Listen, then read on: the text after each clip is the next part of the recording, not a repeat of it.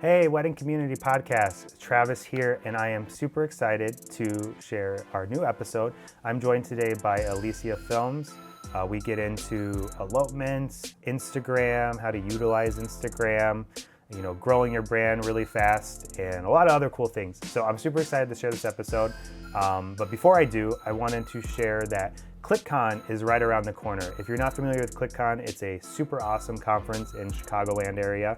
And it's great for photographers, videographers, makeup and hair, models, and really anyone who's just in the wedding or creative industry. So ClickCon has been gracious enough to provide me with some promo codes for $99 tickets. And it's not just for one day, this would be for pretty much the whole conference. So if you want to come out for multiple days, learn a bunch of stuff, connect with a bunch of other cool people, and do it all for only $99, I'm going to share how you can do that and how you can get a hold of that coupon code here in the middle of the podcast. So be sure to tune in for the whole episode because there's some great knowledge, but also make sure not to miss that if you're interested in coming to ClickCon. All right, let's hop into the episode. What's going on, Wedding Community Podcast? Today I am joined by Alesia with Alesia Films. She's a Portland, Oregon-based wedding filmmaker. But you probably wouldn't even know that because she does a ton of travel. So if you go to her website, she's been all over the place, all over the United States, which is super cool. Really, definitely, even before we would jump in here, if you get a second, if you're not driving or something, go check out her Instagram or her website. Just amazing work, beautiful work. And I'm super excited to have her here to talk about weddings and wedding films and wherever else it kind of takes us. So Alesia, welcome to the podcast. Hi, thanks for having me. I know we rescheduled so much. Like you said, my schedule's so busy. I'm always traveling, so I'm very happy we're finally doing this. Yeah, this was a long time coming. You popped up on my radar. I saw some other stuff that you were doing, and I'm like, oh, I really like her work, and I think she'd have a lot of cool stuff to bring to the podcast. So we kind of were getting it scheduled, but like you're saying, you had so many things pop up, and even today as we're recording, you're about to go do an elopement. So yeah, you're definitely a busy one right now. So. Yeah, so to kick things off, I would love for you to just introduce yourself, kind of how you got started, where you are now, just the whole backstory of how you got into doing wedding films. Okay, so like you said, my name is Alesia with Alesia Films, and I am based in Portland, Oregon, and I specialize in elopement and destination weddings videography.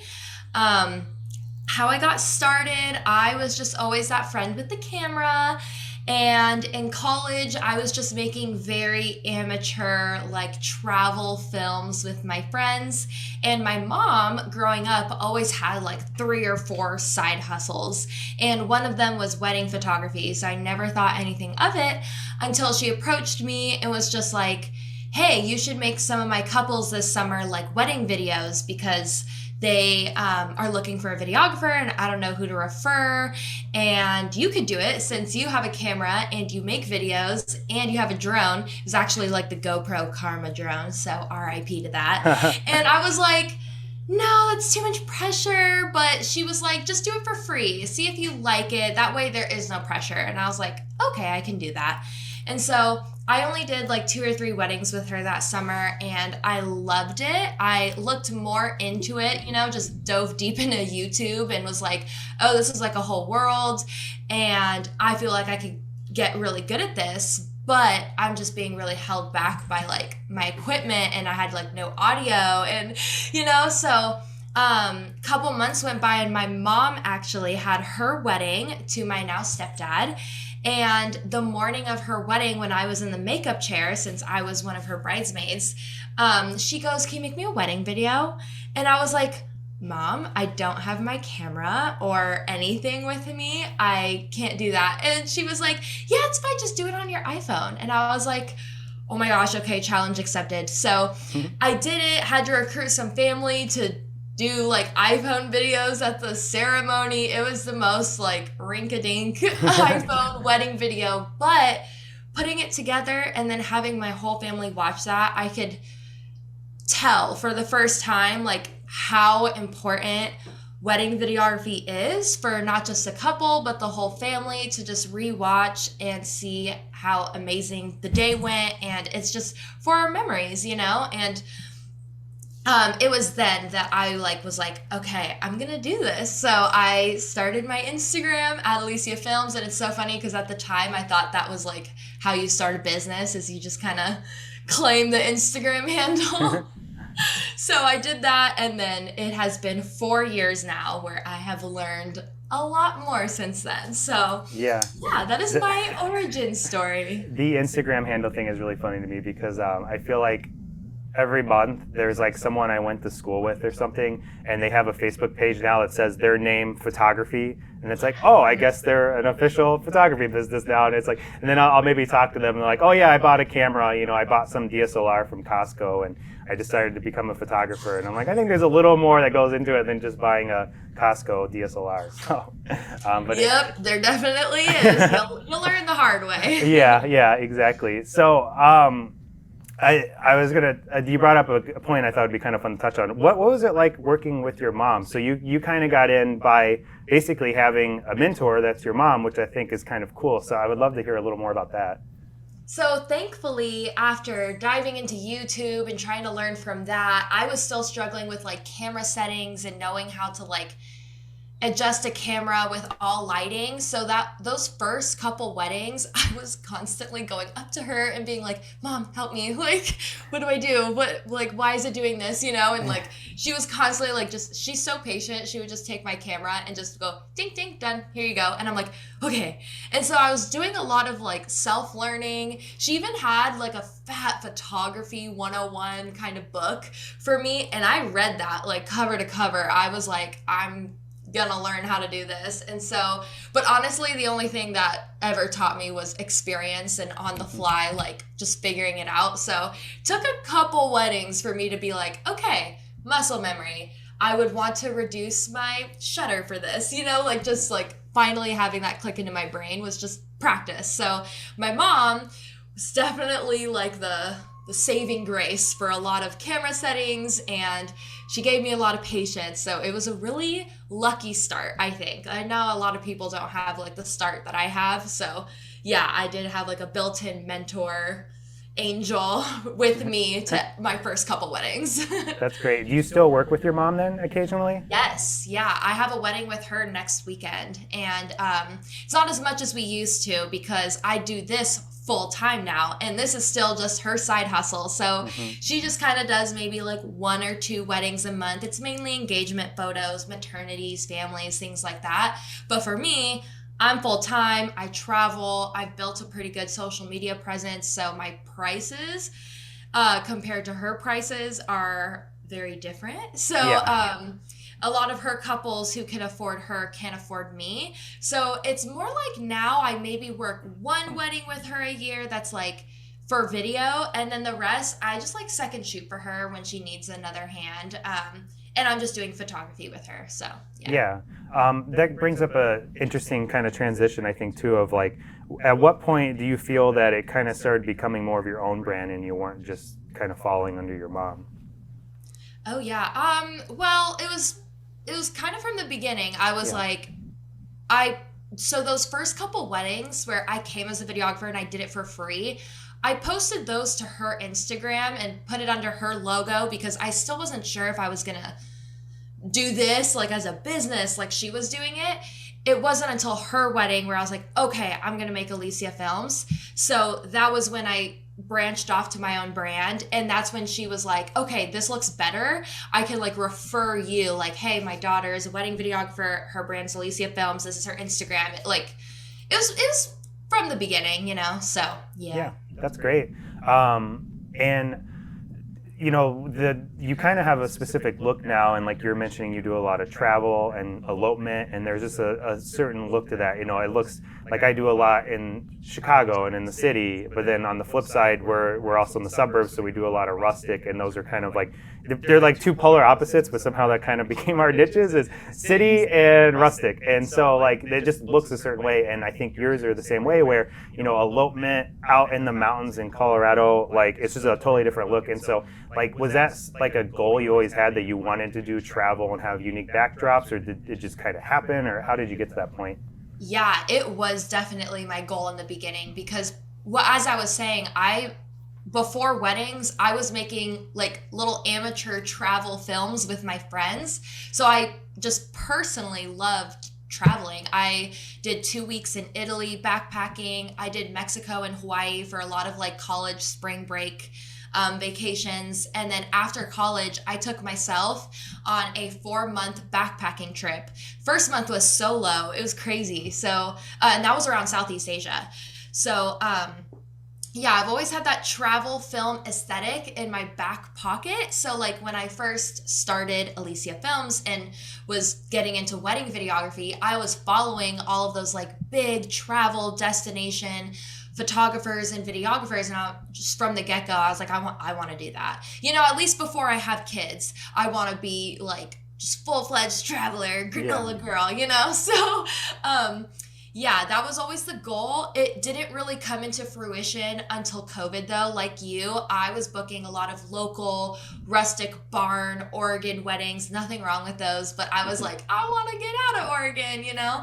And it wasn't until COVID when half of my weddings got rescheduled. The other half were like, oh, no, thank God we don't have to do a big wedding anymore. We're going to actually elope in like Zion, or we're going to elope in, you know, some national park. You want to come with? Like, I mean, we're going to keep our date. Like, we're just going to do that instead. It's what we originally wanted to do, actually. But now no one can get mad at us because of COVID. So, yeah, you want to film that for us? And I was like, yeah, I'm still game. So thankfully, COVID did a positive thing for my business and finally gave me the destination portfolio that I've always wanted. And since 2020, I have been booking more destinations than local Oregon weddings. So yay. Yeah, that's cool. Yeah, we had some similar things like that happen too, but I guess not as lucky. Like we, you know, like we'd have all these city weddings that couldn't happen, especially the city ones. Like they were super strict, and so, you know, a lot of our couples would be like, "We still want to get married. We're gonna elope. And I'm like, "Oh, super cool. They're gonna go somewhere cool. Like we're gonna go elope in someone's backyard in Wisconsin, you know, because it's on the border of Illinois." Like, oh, that's not what I was thinking would happen, but we'll still do it. And you know, like those were still fun, and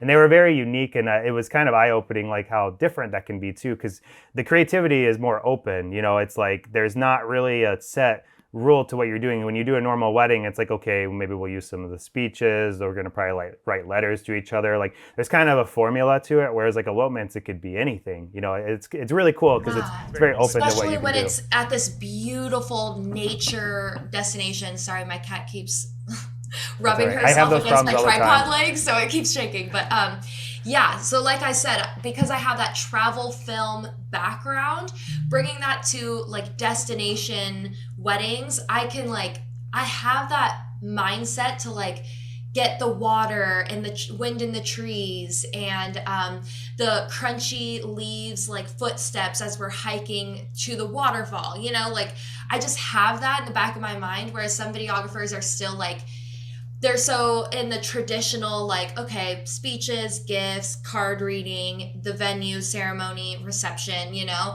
And then once they get like an elopement destination gig, they're still in that mindset. But I'm like, no, you have to capture nature now. Like nature's a whole nother thing. And so, yeah, that was definitely a lucky transition with COVID, but because I had those skills, I was finally able to show them off. So yeah, it's almost like the scenery becomes like a character in the film. You know, it's like bridegroom scenery. You know, they're kind of the main stars. It makes it look more movie-like, in my opinion, because every movie opens up with that drone shot B-roll or just that nature scene setting B-roll. You know, so.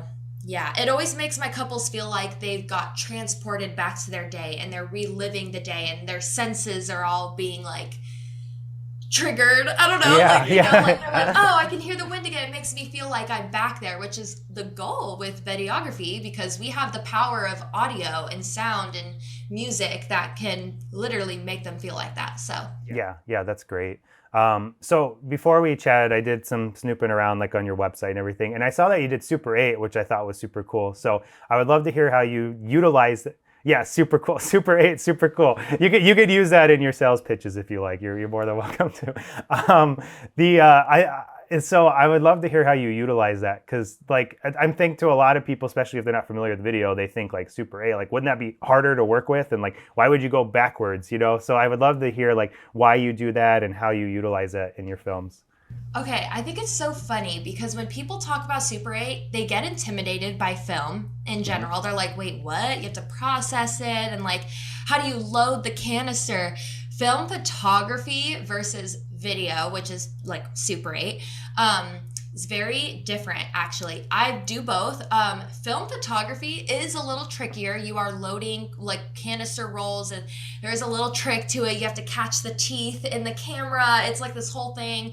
When it comes to developing and processing, you can always just drop it off to a lab. It's actually, you don't have to do any of that. The people who do that themselves are, I think, very extra and very skilled, something I will never do. So kudos to them. But for everyone else, I'm like, nah, just ship it off to a lab. They do it for you, they digitize it, and then you just get a nice little email of that video. So when it comes to Super 8, I got into it from my mom again. She gifted me a Super 8 for like my birthday. And I always talked about that. I was like, I love the vintage film vibes, but I don't know, Super 8 seems intimidating. Then she got me one for my birthday, and I looked at it. There's barely any education on it with YouTube. They're just like, yeah, you just kind of do this. And then once I did it, I was like, wow, it really is that simple. Compared to film photography, it's the Super 8 like Kodak rolls, you just pop it in and you don't have to worry about the light. You can open it back up. There's not a lot of rules compared to film photography, and it's just like a trigger. So if you can learn a DSLR and all the everything that goes into a DSLR camera, you can learn a Super 8, because a Super 8 is the most simplified version. It's literally just, you pop it in, that's your ISO you're working with, and then you shoot, I mean, you just have to make sure that you're shooting according to the roll ISO. So like, for example, I shoot on the Kodak 50D a lot, which is like, my ISO is at 50. So therefore, those rolls will turn out really well if I shoot in direct sunlight or in really bright situations, because the ISO is so low. The other roll I shoot on a lot is the 200T, which is like 200 tungsten. Honestly, I don't care for the white balance things too much, because I think it turns out so great in camera, like just whatever color it comes out, I'm like, but that's vintage, So yeah, I shoot on that one a lot. And again, 200 is your ISO number. So I like to use that one in more like getting ready rooms. So there's sun coming in from the windows, but the room itself is still like, you're in shade, you're in dark. Those rolls look really good there, and like under reception tents if there's still light outside.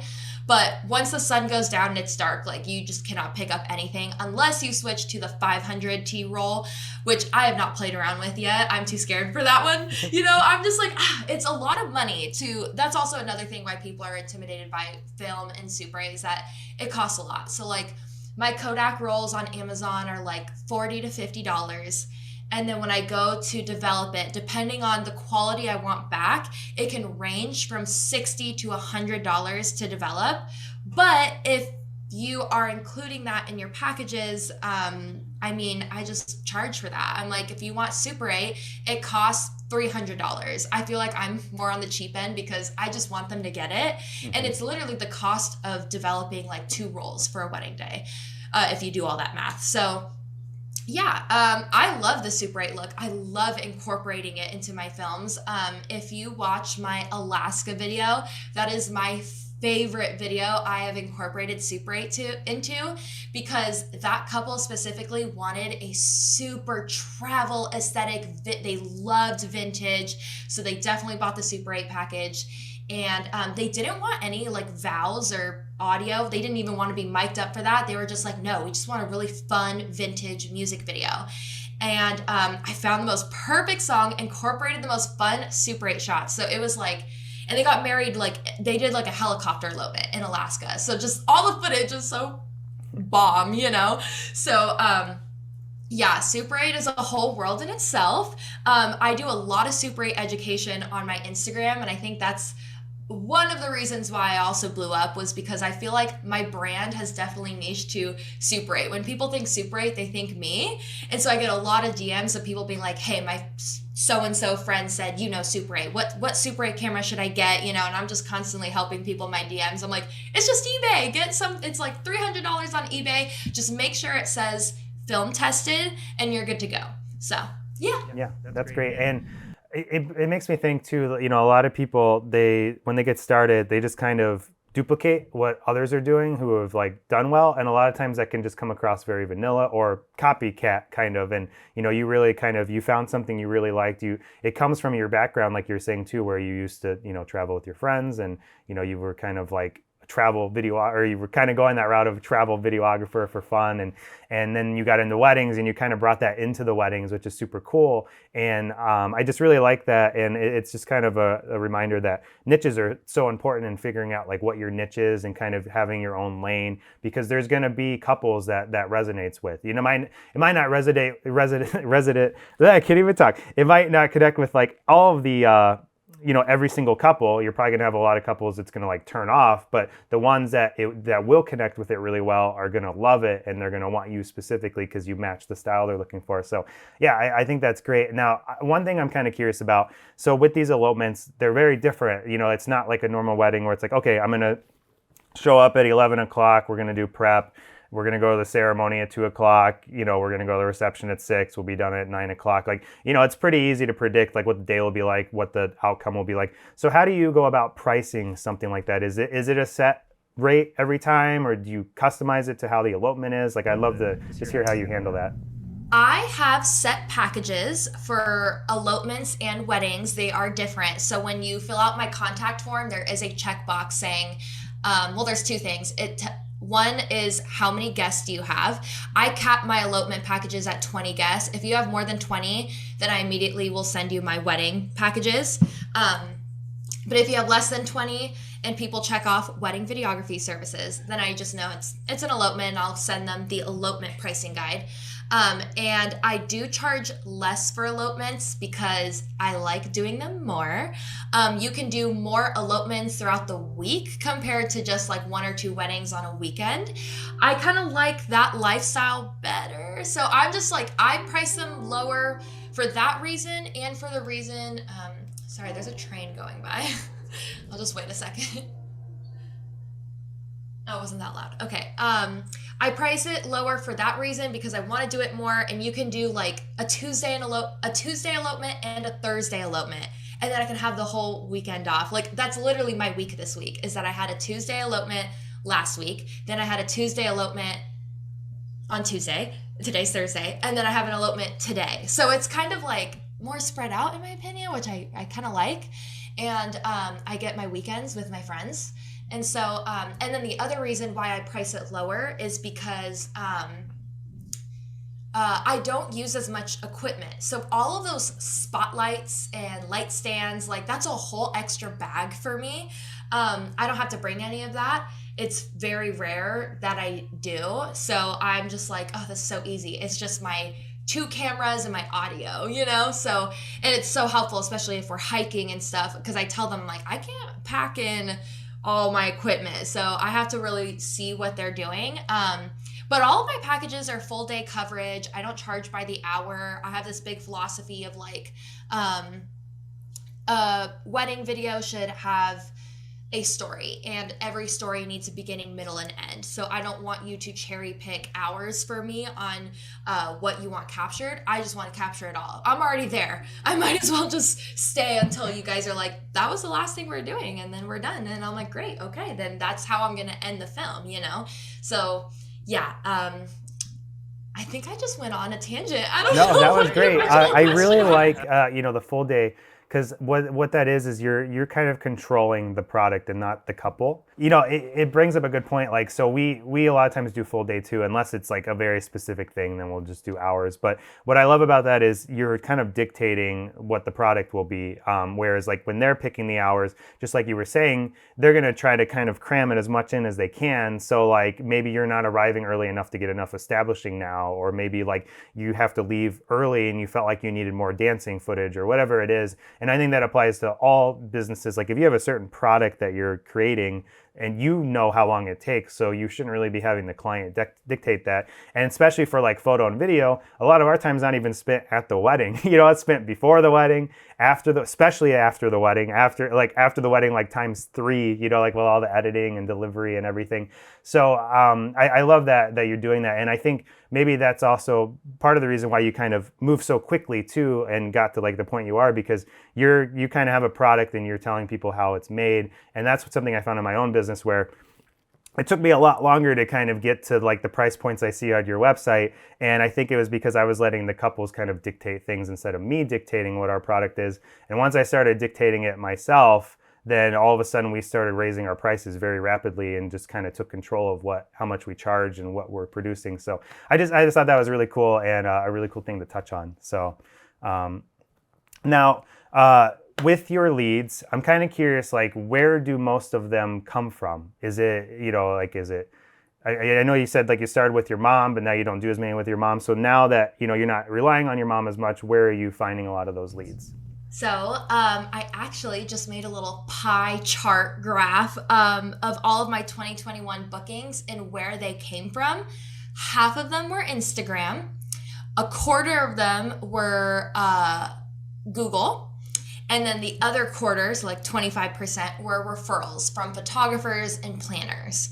And this year, for 2022 and 2023 coming up, it's looking more like I'm getting a lot more referrals from my photographer friends and planner friends. I just feel like I've really built good connections this last year. So all future bookings are kind of moving towards the referral world, which is awesome because I love working with the same people.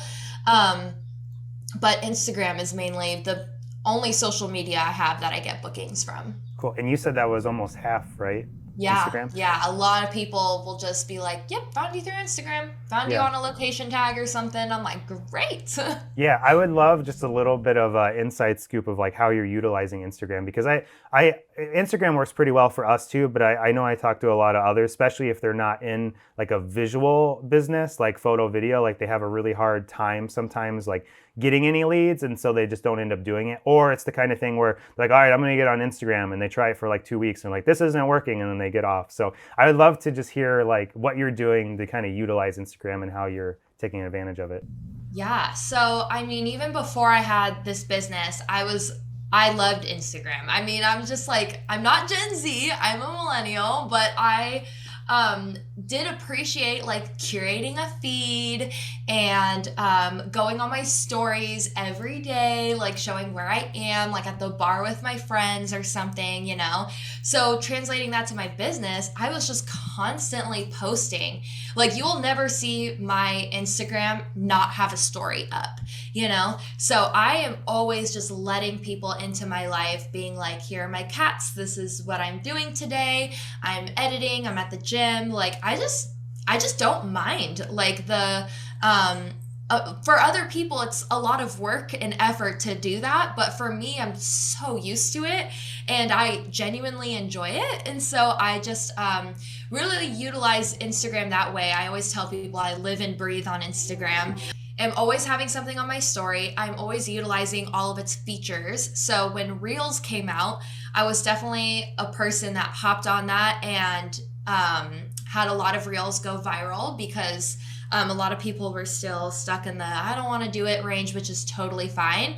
I think if you are still having an engaged audience, your engaged audience comes from consistent posting of stories or just, like to your feed, like photos or video or whatever. I think to have the most engaged audience on Instagram, which is the goal with social media, is your BTS.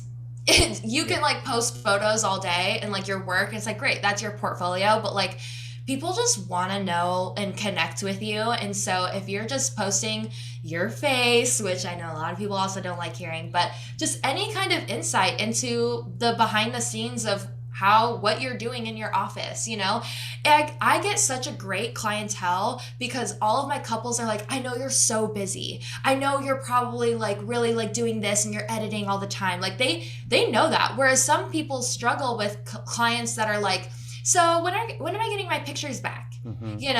Because they know you never show them the behind the scenes, how much work that goes into this. So my brand is so much BTS that people know how busy I am. I'm such a busy person, but everyone knows it. Literally the first DM I get is, I know you're really busy, but I have a quick question. And I'm like, yeah, shoot. Like I live and breathe Instagram. I'm on here, So I don't ever let my DM requests build up. My DMs are always like zeroed out, So I just Yeah, I utilize Instagram with all of its features and I just genuinely enjoy it. I think if you're forcing yourself to be on Instagram, you have to find a way that makes it fun for you, because if it's not fun for you, it's going to show, and you don't want that. You want it to just Yeah. be a fun thing that you do as part of your business. So, yeah. Yeah.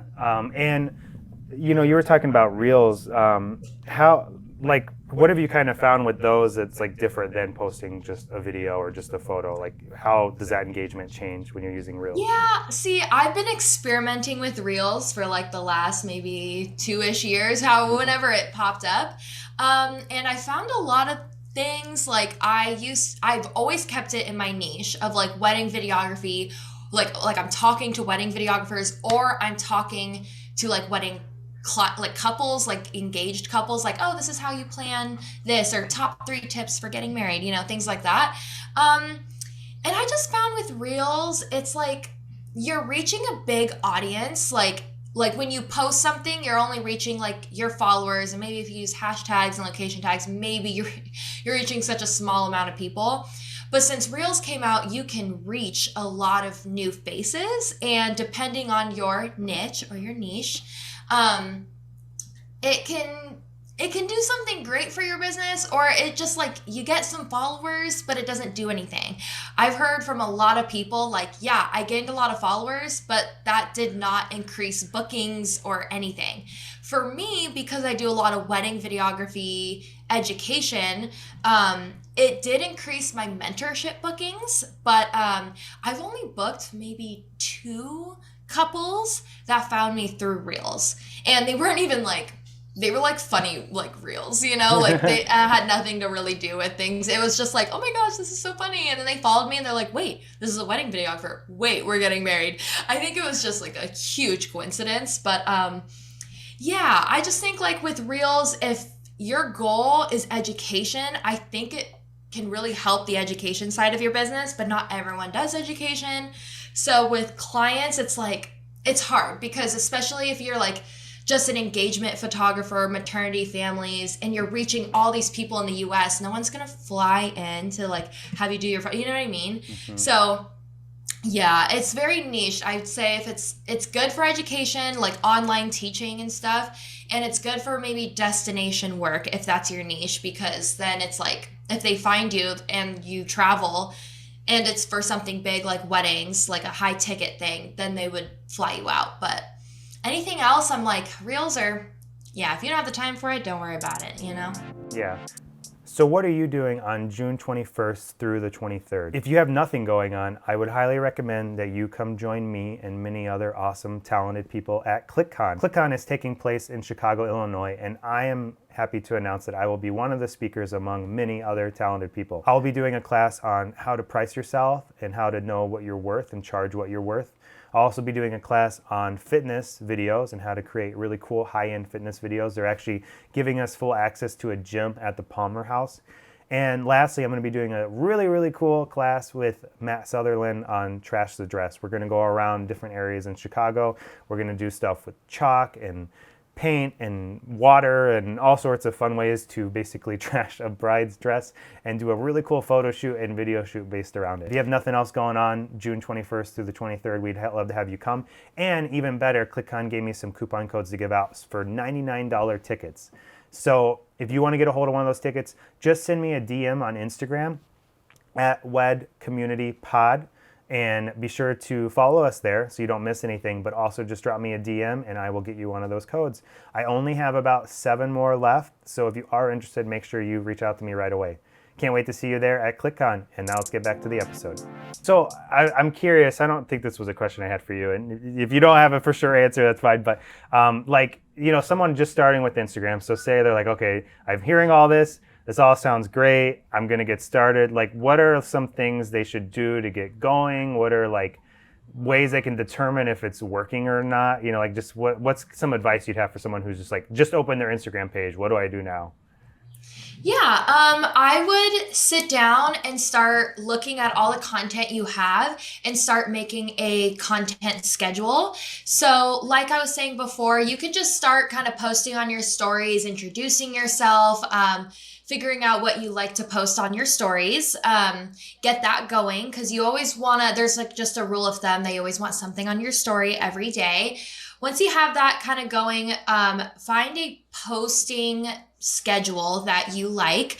For some people, it's every single day. For others, it's twice a week. I used to do that. Like all of 2021, I strictly posted like something to my feed, whether it be a reel or a video or photos, like a carousel post. I only did that. It was like Mondays and Wednesdays, or I switched it up. It was like Tuesdays and Thursdays, you know? So that worked well for me last year. This year, I'm trying to be like more on the everyday basis, and it's definitely harder, but I feel like I've worked up to that. So if you're just starting out, find something that works for you. For a lot of people starting out, it's really just posting what you have. So look at what you have, see how long that will last you, you know, because you only have so much content. And with Instagram, like the feed kind of matters a little more. And if you're always posting the same thing, your organic audience might get tired of that. So yeah, figure out what you have, make a content posting schedule, and then yeah, I would just start like, you don't need to utilize all the features right away. It can get overwhelming. And the point of Instagram is to have fun with it and show off your brand. So yeah, just find a schedule, be consistent, and have fun with it. Yeah. Awesome. I love it. I love it. Well, I just want to thank you for joining me. I think this was a really awesome podcast, and I think you just had a lot of cool stuff to bring. And so before we leave, I would love to just kind of hear what you're currently doing. And I know you mentioned some things about mentorships and some education on your Instagram, but yeah, I'd love for you to just share all the kind of education you're throwing out there and how people can learn more from you. Yeah. So if you head to my website, there is a tab called videographers. It's mainly for photographers and videographers, but I have so much education on there apart from my Instagram. My Instagram does a lot of like short, free, quick tips kind of education. But if you join any of the email list opt-ins on my website, you will get like long form free education. And then I do have things I sell on my website, like a pricing guide template, a wedding video guide template, and I just launched a client experience course so that you or anyone getting started can learn how to automate their workflows on their back end with their client experience so that you always get 5-star reviews and referrals after the wedding day. So yeah, these were always things that I wish I had starting out in the first like couple years. I was always emailing like, yeah, here's a price, you know? And so yeah, just for the last year and a half been building this shop page in my email list to be like things that I know are useful for people. So that's where I always direct people, is my website under that like shop tab, videographers tab.